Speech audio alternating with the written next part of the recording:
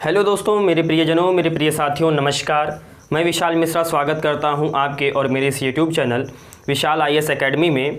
तो हमने पिछले वीडियो में अभिलेखों के विषय में पढ़ा। हमने जाना कि अभिलेख क्या हैं एवं उस पर अभिलेखों के विषय पर विस्तार से हम लोगों ने पिछले वीडियो में चर्चा की। इस वीडियो में हम कुछ महत्वपूर्ण अभिलेख एवं उनसे संबंधित शासकों के विषय में पढ़ेंगे एवं स्तंभ अभिलेखों के विषय में विस्तार से हम लोग इस वीडियो में चर्चा करेंगे।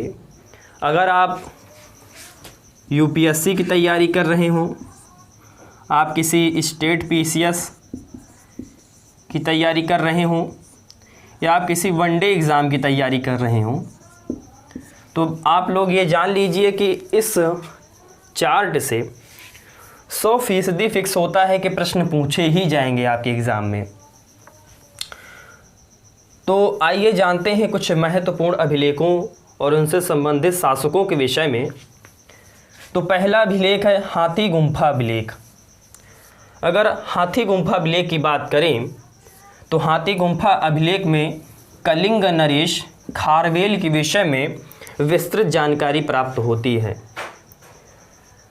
अगर हम ऐहोल अभिलेख की बात करें तो ऐहोल अभिलेख में पुलकेशिन द्वितीय के विषय में, राजा पुलकेशिन द्वितीय के विषय में संपूर्ण जानकारी प्राप्त होती है एवं इनके राज्य विस्तार, इनके विजय के विषय में जानकारी प्राप्त होती है।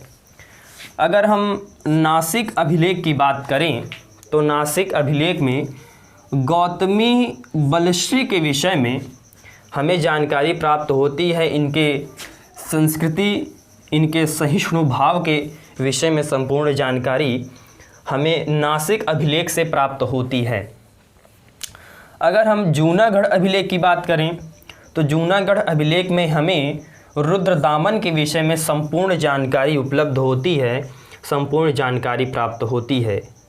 मेरे प्रिय साथियों, ये जितने भी अभिलेख हैं यह बहुत ही महत्वपूर्ण हैं और परीक्षा में आपके डायरेक्ट प्रश्न यहाँ से पूछे जाते हैं।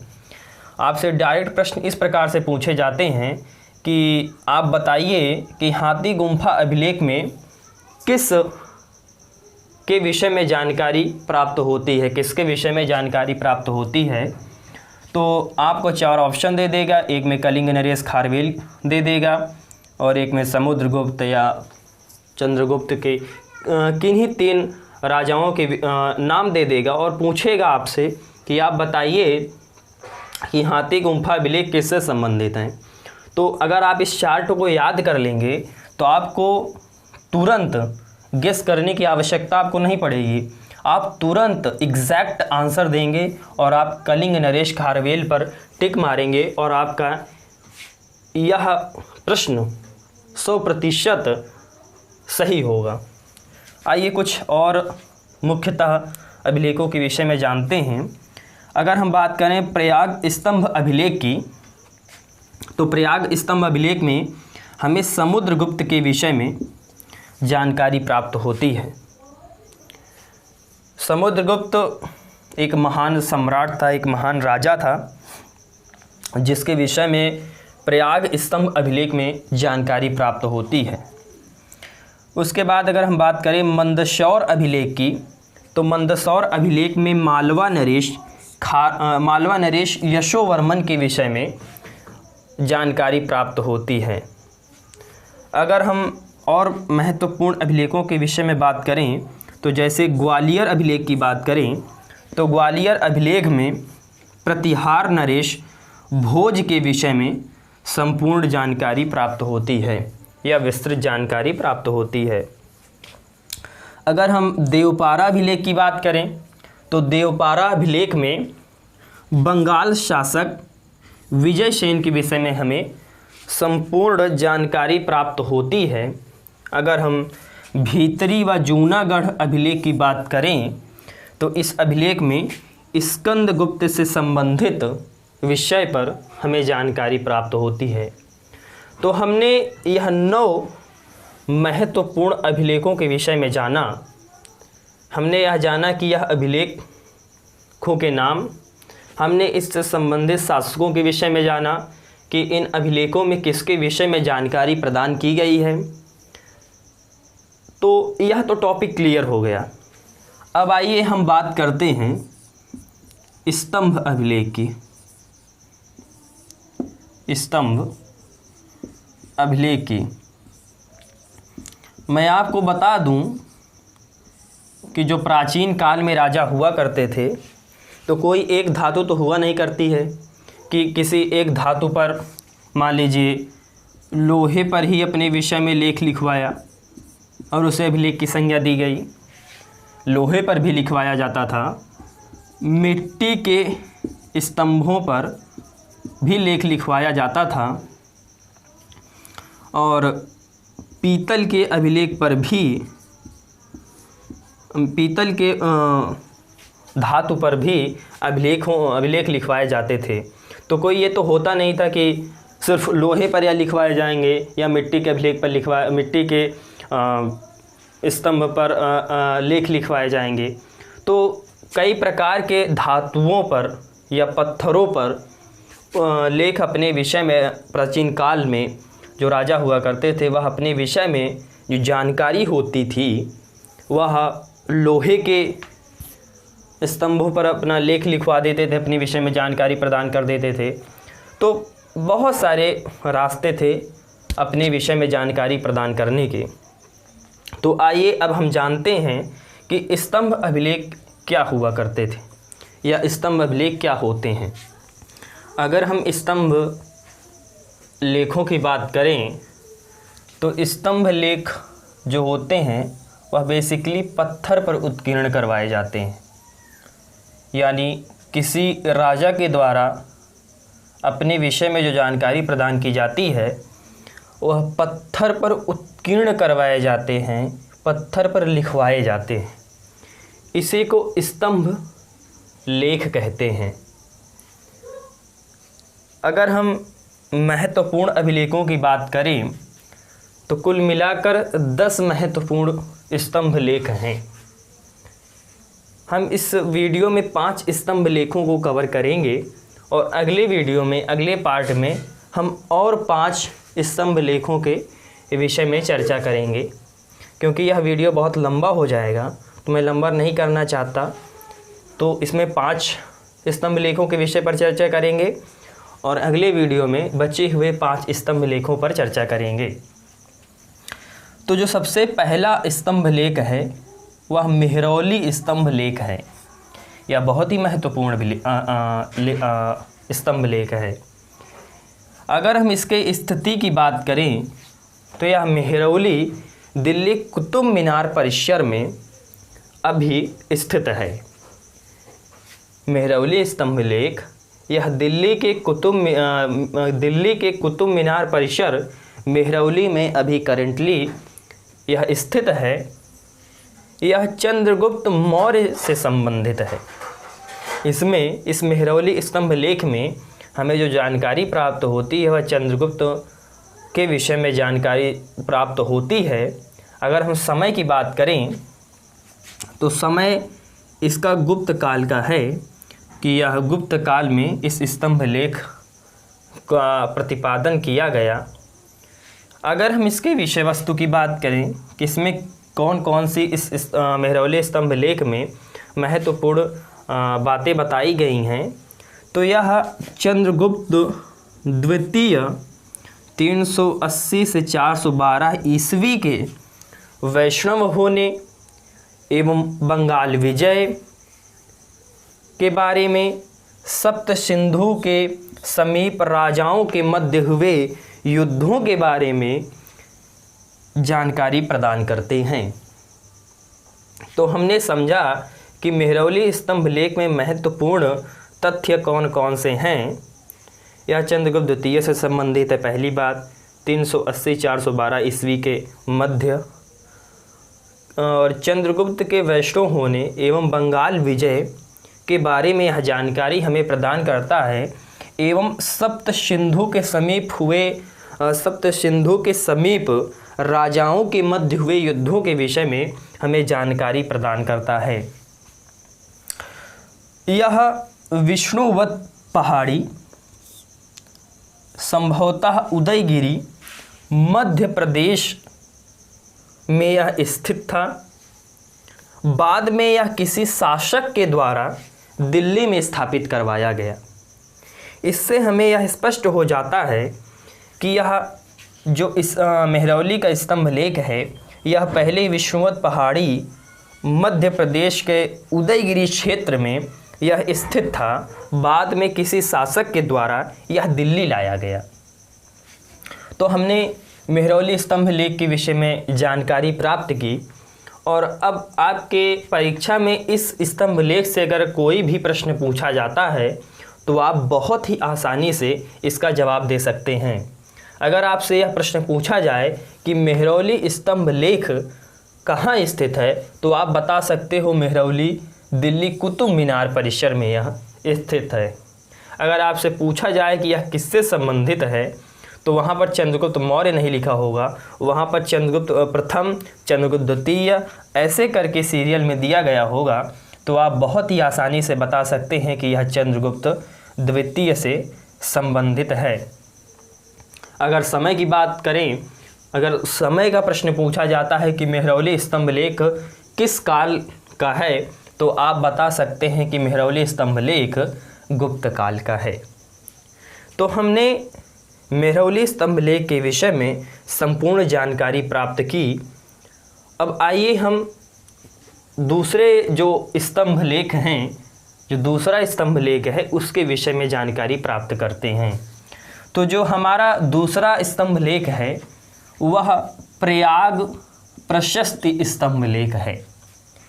अगर हम इसके स्थिति की बात करें तो यह प्रयागराज उत्तर प्रदेश में आज स्थित है। अगर संबंधित व्यक्ति के विषय में बात करें तो यह समुद्रगुप्त से संबंधित है। एवं अगर समय की बात करें मेरे प्यारे साथियों, तो यह गुप्त कालीन का स्तंभ लेख है। आइए हम इसके विषय वस्तु के बारे में जानते हैं कि इसमें कौन कौन सी प्रमुख बातें बताई गई हैं। तो सबसे पहली बात तो यह है कि यह संस्कृत में रचित है। आपको बहुत ही आश्चर्य होगा कि जो अभिलेख हैं उसमें संस्कृत भाषा का भी प्रयोग है। लेकिन मैं आपको बता दूं, मैंने पिछले वीडियो में आपको बताया भी है कि जैसे प्राकृतिक भाषा हो गई, ब्राह्मी लिपि हो गई, एवं संस्कृत लिपि भी गुप्त काल में ईसा की 3री से 4थी सदी में, ईसा के बाद की 3री से 4थी सदी में संस्कृत भाषा का बहुत ही अधिक प्रचलन हुआ। तो बेसिकली यह जो प्रयाग प्रशस्ति स्तंभ लेख है संस्कृत में रचित है। मूलतः यह अशोक स्तंभ पर अंकित है।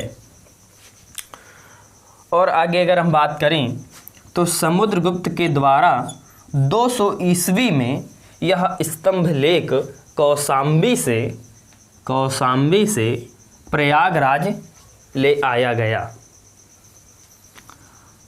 समुद्रगुप्त के दरबारी कवि हर्षेण ने समुद्रगुप्त के विजय एवं उसके विस्तार के विषय में हमें संपूर्ण जानकारी इस प्रयाग प्रशस्ति अभिलेख में दी है।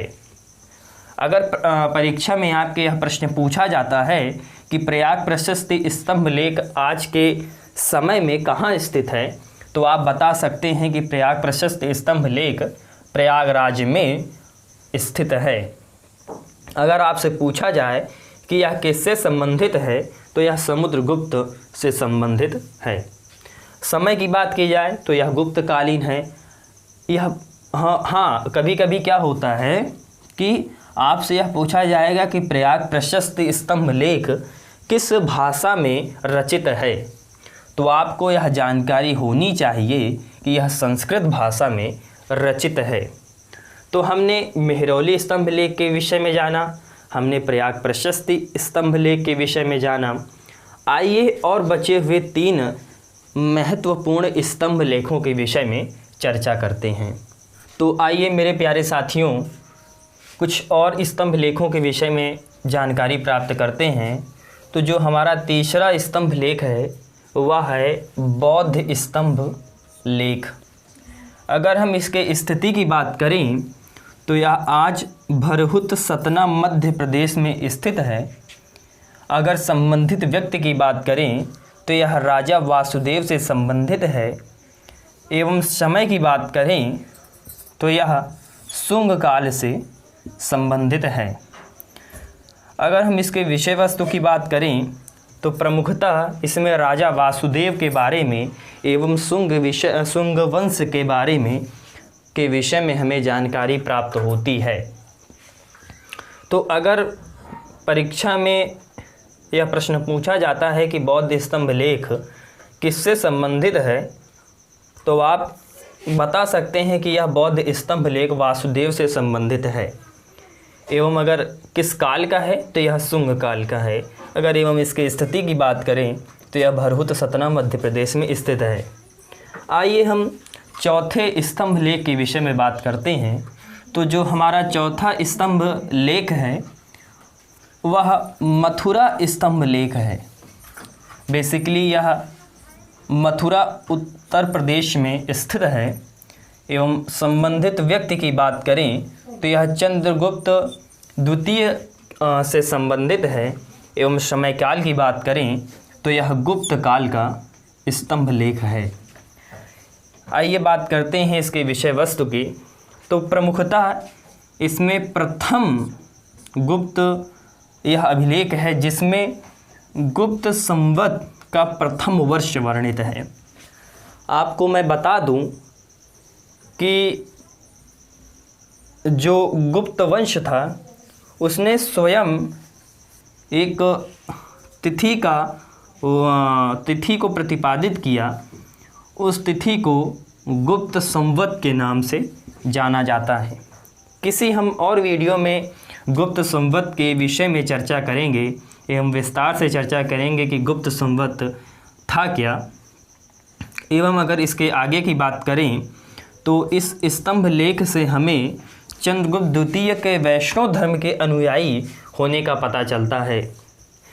तो चंद्रगुप्त द्वितीय ने वैष्णव धर्म को अपनाया एवं इसको ज़्यादा मान्यता दी एवं वैष्णव धर्म का अनुयायी बना।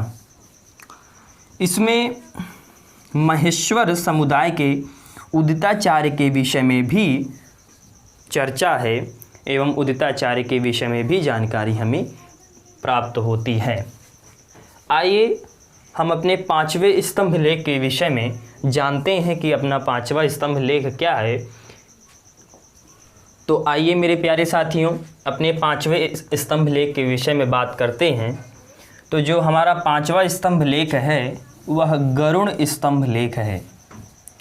अगर हम इसके स्थिति की बात करें तो आज के हेलियोडोरस वैश्यनगर विदिशा मध्य प्रदेश में स्थित है। अगर हम संबंधित व्यक्ति की बात करें तो इसमें भागभद्र, हेलियोडोरस एवं इंडो ग्रीक शासक एंटिआलकिड्स के राजदूत के विषय में जानकारी प्राप्त होती है एवं इन्हीं से यह अभिलेख संबंधित है। अगर हम इसके समय की बात करें तो यह शुंग काल का अभिलेख है। शुंग काल में इस अभिलेख का निर्माण करवाया गया। आइए हम विषय वस्तु की बात करते हैं। तो विषय वस्तु में इसमें दो अभिलेख हैं। आप कहेंगे कि सर भैया इस गरुड़ स्तंभ लेख तो एक ही होगा। नहीं, इसके दो भाग हैं। ठीक है, इसमें दो अभिलेख हैं, मतलब दो बातों को इसमें बताया गया है। तो इसमें दो अभिलेख हैं, उत्कीर्ण हैं, मतलब दो घटनाओं के विषय में इसमें लेख चर्चित है। एवं इसमें हेलियोडोरस को राजा वासुदेव का अनुयायी बताया जाता है। इस अभिलेख में जो हेलियोडोरस नामक व्यक्ति है इसको राजा वासुदेव का अनुयायी बताया जाता है मेरे प्यारे साथियों। एवं अगर आगे की बात करें तो दूसरे जो अभिलेख में महाभारत के एक श्लोक का वर्णन है। मैंने जो आपको बताया कि गरुड़ स्तंभ लेख का जो दूसरा अभिलेख है उसमें महाभारत के एक श्लोक का वर्णन है। तो मेरे प्यारे साथियों, आज हमने स्तंभ लेखों के विषय में जाना, आज हमने प्रमुख अभिलेखों के विषय में जाना एवं उनसे संबंधित शासकों के विषय में जाना। अगले वीडियो में हम 5 और स्तंभ लेखों के विषय में जानने का प्रयास करेंगे एवं जानेंगे। इस वीडियो में मैंने इसलिए 10 स्तंभ लेखों को कवर नहीं किया क्योंकि यह जो वीडियो है बहुत ही लंबा हो जाता, लेंदी हो जाता, तो पढ़ने में मज़ा नहीं आता, क्योंकि कम समय में ज़्यादा चीज़ों को समझना यह हमारे लिए महत्वपूर्ण विषय वस्तु है। अगर आप इस चैनल पर नए हों तो मैं आपको अवगत करा दूं, मैं आपको विदित करा दूं कि इस चैनल पर पूरा इतिहास आपको पढ़ाया जाएगा, पूरा भूगोल आपको पढ़ाया जाएगा, पूरा संविधान एवं अर्थशास्त्र आपको पढ़ाया जाएगा इस चैनल पर। यानी पूरा जीएस का सिलेबस यहाँ पर कवर किया जाएगा। एवं अगर आप इस चैनल पर नए आए हों तो प्लीज़ चैनल को सब्सक्राइब करिए और वीडियो को लाइक करिए, वीडियो को शेयर करिए और अपने फ्रेंड्स को, मित्रजनों को भी बोलो कि यार प्लीज़ चैनल को सब्सक्राइब करें। और हाँ, प्लीज़ अपने सुझाव कमेंट बॉक्स में अवश्य दें, मैं उनको पढ़ूँगा। जो भी आपके इशू हैं, जो भी आपके मन में प्रश्न उठ रहा हो, वह उन सभी प्रश्नों को आप कमेंट बॉक्स में पूछिए, प्रश्न करिए एवं मैं उन प्रश्नों के उत्तर देने का प्रयास अवश्य करूँगा। तो प्लीज़ यह वीडियो आपको कैसा लगा आप कमेंट बॉक्स में बता सकते हैं और आपसे मिलते हैं नेक्स्ट वीडियो में कुछ और इतिहास के गर्त में जाकर कुछ और महत्वपूर्ण जानकारियों पर चर्चा करते हुए। चलिए मिलते हैं आपसे नेक्स्ट वीडियो में, तब तक के लिए धन्यवाद। आप लोग पढ़ते रहिए, मस्त रहिए। नमस्ते।